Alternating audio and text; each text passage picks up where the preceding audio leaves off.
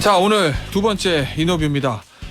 교육부가 어제 최근 3년간 치러진 수능과 지난 6월 모의평가에서 출제된 문항 가운데서 22개의 킬러 문항을 가려내서 공개했습니다. 청취자분들은 어떻게 보셨는지 궁금한데요. 오늘 이 시간에는 킬러 문항 금지법을 발의한 적 있는 더불어민주당 강민정 의원과 이 문제 좀 짚어보도록 하겠습니다. 안녕하세요. 네, 안녕하세요. 네. 어제 그 22개 문항 보셨습니까? 네, 대충 뵀습니다. 네. 의원님도 현직 교사 출신이시라고 제가 알고 있는데. 네, 제가 교사 중학교에서 25년 근무했었죠. 네. 어떠시던가요? 그 문제 보니까 이거 요즘 저 수험생들이 풀 수 있겠다 이런 생각이 드시던 거예요? 아니면은 저는 일단 킬러 문항이라는 단어를 안 썼으면 좋겠어요. 이게 교육을 얘기하는데 이게 좀 편하게 이제 우리가 사용하는 것 같은데 그냥 초고난이도 문항이다. 그럴까요? 이렇게 했으면 좋겠고 일단은 교육부가 사실은 작년에 수능에서는 이 초고난이도 문항 자기네들은 안 내고 있다. 이렇게 주장을 했었거든요. 작년에요? 이미? 네, 왜냐하면 제가 수능에서 교육과정 안에 있는 문제만 내자. 바깥에 있는 문제를 내서 이게 아이들이 너무 힘들다. 이렇게 법안 하나 발의했어요. 그래서 그 법안을 심사할 때 제 법안을 반대하면서 그 반대 이유가 우리는 수능에서 그 초고난이도 문항을 안 내고 있으니까 당신 법 필요 없다. 이렇게 해서 반대를 했거든요. 그런데 지금 갑자기 왜 아무도 요구하지 않았는데 교육부 장관이 직접 나서가지고 지난 수능 다 3년치 하고 요번에 6월 1일 날 본 모의평가 문제까지 이 초고난이도 문항이 이렇게 많이 있습니다. 이런 거를 증거를 막 대고 그거를 발표를 하는지 일단 저는 그게 잘 이해가 안 가요. 그러니까 왜 그렇다고 보십니까? 그러니까 지금 이해가 안 가고 약간 그런 게 좀 많잖아요. 그런데 그 중에 하나인데 저는 이게 대통령 수능 발언이 있었잖아요. 그리고 그걸 해명하는 과정에서 그 초고난이도 문항 얘기가 나왔잖아요. 그러니까 제가 생각할 때 교육부가 이 대통령 말씀이 이렇게 옳습니다. 이게 사실입니다. 이런 거를 증명해야 하기 위해서 이렇게 한 게 아닌가. 이게 왜냐면 그 발언 자체로 너무 논란이 많이 됐기 알겠습니다. 때문에. 그 얘기는 잠시 후 짚어보도록 하고 그러면 강민정 의원이 작년에 발의하셨던 그 초고난이도 문항을 출제를 금지하는 그 법안에서 발의하셨을 때 기본적으로 상정하고 계시는 개념들이 있었을 거 아니에요. 이 정도 문제는 안 되겠다. 그럼 어제 교육부가 공개한 그 문제들은 의원께서 생각하고 계셨던 그 초고난이도 문항에 들어가는 겁니까? 이 정도면? 이번에 그 교육부에서요. 어제 내놓은 거는요. 아주 급하게 했어요. 그래서 제가 이제 자료를 보니까 한 일주일 때는 아주 짧은 시간에 480문항을 분석을 했더라고요. 물론 이제 교육부가 호루라기 불면 굉장히 많은 사람을 이제 모을 수는 있는 거긴 한데 요 6월 모의 평가에 관해서 수학 문제만 한 과목만 어제는 국어, 과학 그다음에 수학, 영어 다 했더라고요. 교육부는. 근데 수학 한 과목 46문항인가 43문항만 19명의 교사하고 교육 전문 과정 전문가들이 모여가지고 열흘 동안 분석을 한 결과가 또 그 교육시민단체에서 발표가 됐어요. 저는 그래서 어제 같은 경우 굉장히 너무 급하게 급조하고 졸속으로 이걸 했기 때문에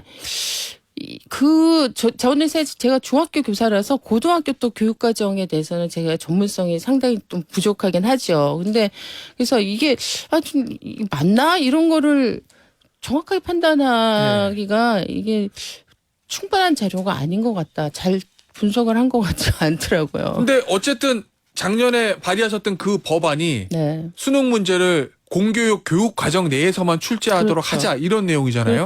그럼 그 내용은 얼마 전에 윤석열 대통령이 지시했다는 공교육만 제대로 받아도 풀 수 있게 해라라는 대통령 지시하고 의원이 발의했던 그 법안과는 큰 틀에서 일치하는 거 아닙니까? 일치하죠. 정확하게 일치하죠.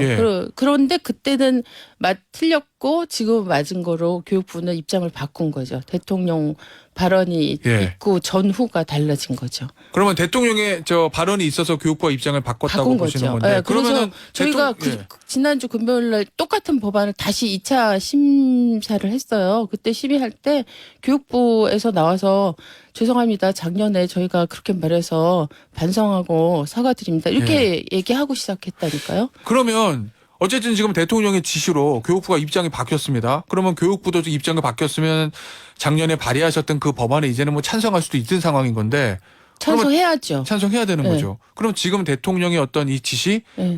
그리고 거기에 따른 교육부의 움직임 이거에 대해서는 긍정적으로 보시겠네요. 부분적으로 긍정적으로 보자. 내용에 관해서는 예. 저는 그런 법이 필요하고 네. 그런 조치에 입각해서 수능 문제가 출제되는 게 맞다고 봐요. 근데 이제 요번에 대통령 수능 발언의 문제는 뭐냐면 예. 시기예요. 아까 방향 자체는 동의하나? 그럼요. 예. 시기요? 그렇죠. 시기가 지금 이 수능 전체를 뒤흔들 만큼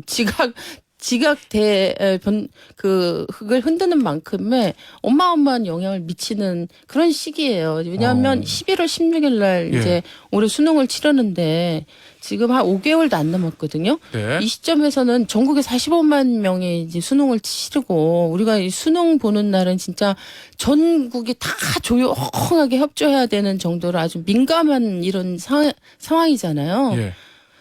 그런데 이거 실무 작업을 지금 해야 될 단계거든요. 근데 대통령 발언을 하고 난 그 다음날 바로 담당국장 경질하고 예. 그리고 그날 이 교육과정 평가원 감사하겠다고 발표를 해버린 거예요. 네. 근데 수능 문제 출제는 우리나라에서 유일하게 이걸 전담하는 기구가 교육과정 평가원이에요. 그렇죠. 다른 데서는 안 해요. 근데 네. 이게 지금 실무 출제와 관련된 실무 작업을 해야 되는데 감사를 하겠다고 이제 결정을 내리고 발표를 해버렸어요. 그러면 어떻게 됩니까? 감사를 받으면서 출제를 해야 되는 상황이 되잖아요. 네. 그리고 그 며칠 있다가 또 그 교육과정 평가원의 기관장인 평가원장이 또 사퇴를 했잖아요. 그럼 책임자가 없는 상태잖아요. 그러면 이게 지금 문제인 거죠. 그러니까 수능 5개월 남았기 때문에 혼란 그렇죠. 말씀하셨는데 네. 이런 건 어떨까요? 저 대통령실의 설명을 들어보고 거기에 따른 언론 보도를 보면 이미 작년 12월 그리고 5월 3월에도 대통령의 지시가 있었다. 공개를 안 했을 뿐이지. 그리고 5월 3월 교육과정평가원장 인터뷰 보면 올해 수능은 교육과정 내에서만 내겠습니다라고 얘기를 했다. 그런데 6월 모평을 보니까 그렇지 않았다. 그러니 대통령이 공개적으로 다시 얘기할 수밖에 없었다. 이게 대통령실의 설명이던데요. 근데 이제 거기에는 두 가지 문제가 있는 거죠. 저희 네. 의원실에서 네. 대통령이 예를 들면 이렇게 수능처럼 중요한 어떤 교육 정책에 관련돼서 언급을 하시려면 이 사전에 관련된 뭔가가 주고받는 뭔가가 있거나 교육부 내에서 이런 방침을 바꾼 거잖아요. 교육부가 입장을 바꿀 정도로 이런 게 있으면 내부에 뭔가 절차나 과정이 있어야 돼요. 그래서 저희 방에서 자료를 요청했죠. 네. 아무것도 없는 거예요. 그러니까 갑자기 갑툭튀로 사실 이 이야기는 이제 던져진 거죠. 그러면 네. 3월부터 지시했다는 대통령실의 설명은 믿기가 어렵다라는 취지신 건가요? 아니 그렇죠. 이제 관련된 자료 교육부에서 만일에 그런 작년부터 대통령께서 그런 지시를 하셨고 네. 저희가 법안 심의할 때는 교육부는 절대로 그런 거 없습니다. 이렇게 얘기를 했었거든요. 공식적 네. 발언을 했었거든요. 그러면 교육부 입장에서는 이게 입장이 바뀐 거고 상황 판단을 다시 해야 되는 거잖아요. 그러면 그것과 관련된 교육부 내부에 일정한 프로세스가 있었어야 되고 네. 우리가 초고난이도 문항 없는 줄 알았는데 이거 한번 들여다볼까 대통령이 이렇게 말씀하셨는데 뭐 그런 실태 점검을 한다든가 그리고 실태 점검에 기초해서 올해 내년도 수능은 이렇게 방향을 바꿔서 출제를 이렇게 해야 된다든가 이런 일련의 과정이 있어야 돼요. 왜냐하면 이게 수능이라고 하는 게 아이들의 정말 진로 문제와 관련된 너무 중요한 문제이기 때문에 네. 법에 이렇게 하게 돼 있어요. 고등교육법 34조에 보면은 수능 입시 관련된 시험 있잖아요. 이런 거를 출제 방식을 바꾼다든가 출제 방향을 바꾼다든가 과목을 변경한다든가 이럴 경우에는 반드시 4년 전에 예고하게 돼 있어요. 그리고 어쨌든 대통령실의 설명은 조금 수긍이 가지 않는다는 취지신 거잖아요. 그렇죠. 그리고 그 해명 과정도 너무 계속 말이 바뀌었기 때문에. 알겠습니다. 사교육비 절감 대책 얘기 좀 해볼게요. 기본적으로 우리 강민정 의원께서도 대한민국의 학부모들이 지는 사교육비 부담이 너무 크고 이거를 절감해야 된다는 큰 명제에 대해서는 동의하시는 거죠? 아우, 심각하죠. 이거는 우리 교육의 아주 구조적인 문제고 이것 때문에 부모님들이 허리띠를 졸라매야 되는 거 말 것도 없고 당장 학생들이 너무 큰 그렇겠죠. 고통을 당하고 있잖아요. 그러면 지금 대통령과 이주호 교육부 장관의 사교육비 절감해야 된다라는 거기에 대한 동의를 하시는 건데 어제 이주호 교육부 장관이 일부 발표를 했습니다. 사교육비 경감 대책에 대해서. 그 구체적인 대책은 어떻게 평가하십니까? 아니 별로 그 내용이 별로 새로운 게 나온 게 없어요. 예. 전혀 저도 이제 그 부분 검토를 해봤더니 예. 오히려 약간 중간중간에 이게 문제가 오히려 사교육을 유발하겠는데 이렇게 그래요? 예를 들면 그 뭐 유치원 영어 유치원 뭐 이런 것들을 이거 교육부에서 이게 약간 제도화하고 하겠다는 등 뭐 이런 부분까지 뭐 포함돼 있어요. 그리고 예. 그 방과 후 뭐 이런 걸 해결할 수 있다고 생각하나 봐요. 돌봄 이게 네. 돌봄인데요. 이런 걸로 마치 사교육 문제를 해결할 수 있을 것처럼 그렇게 이 진단을 왜 이렇게밖에 못하고 해법도 이거밖에 없나 전혀. 예. 윤석열 대통령하고 지금 교육부는 보니까 사교육 이권 카르텔이라는 얘기를 많이 쓰잖아요. 소위 말하는 학원가에 있는 사교육 업자들하고 네. 그다음에 출제위원들 간의 일종의 일부 출제위원이겠죠. 출제위원 출신들이겠죠. 이권 카르텔 얘기를 하는데 그 이권 카르텔을 예를 들면 어느 정도 제재를 하면 사교육비를 일부 잡을 수 있다는 게 대통령실과 교육부의 생각인 것 같거든요. 그건 어떻게 보십니까? 저는 철저하게 검사스러운 방식이 아닌가 일단 그렇게 생각하는데요. 네. 사실은 교육 관련돼서 이권 카르텔이라는 얘기가 있었어요. 교육부 카르텔이라는 실제로요? 거. 근데 그거는 사교육 업계와 교육부의 카르텔이 아니고 예. 교육부 관료의 임기가 좀 끝나면 대학을 가요. 대학의 교수로 가든가 사무총장으로 가든가 예. 아니면 부총장으로 가든가 이런 식으로 해서 대학이 이제 대학과 관련된 정책, 뭐 교부금이라든지. 재정, 예. 이런 거에 교육부하고 관계가 부드럽게 하기 위해서 서로 오고 가면서 이게 서로 짬짬이 도와준다. 이런 의미에서 이제 교육부에서는 이제 카르텔 얘기가 옛날부터 있었는데 저는 사교육과 교육부의 카르텔은 요번에 사실 처음 듣는 얘기고 네. 그리고 이 뭐 이렇게 그 일타 강사나 뭐 이런 네. 식으로 막 주목을 하더라고요.